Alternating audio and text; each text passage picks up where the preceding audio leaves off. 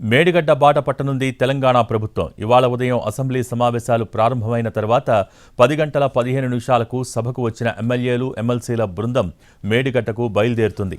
CM Revanth Reddy, deputy CM Bhatti Vikramarka, ఉత్తమ్తో పాటు మంత్రులు, ఎమ్మెల్యేలు, ఎమ్మెల్సీలు బస్సులో మేడిగడ్డకు బయలుదేరి వెళ్తారు. మధ్యాహ్నం 3:30కు మేడిగడ్డకు చేరుకుంటారు. బ్రిడ్జ్ కుంగిన పిల్లర్స్ను పరిశీలిస్తారు. అక్కడ ప్రభుత్వం పవర్ పాయింట్ ప్రజెంటేషన్ ఇస్తుంది. కాళేశ్వరం ప్రాజెక్టులో అంతర్భాగమైన మేడిగడ్డ ఎలా కుంగింది, విజిలెన్స్ నివేదిక ఏం చెబుతోంది అనే అంశాలపై ఇరిగేషన్ శాఖ మంత్రి Uttam Kumar Reddy power point presentation ఇస్తారు. అనంతరం రేవంత్, ఉత్తమ్ మీడియా సమావేశం నిర్వహిస్తారు. ఆ తర్వాత తిరిగి హైదరాబాద్కు బయలుదేరుతారు.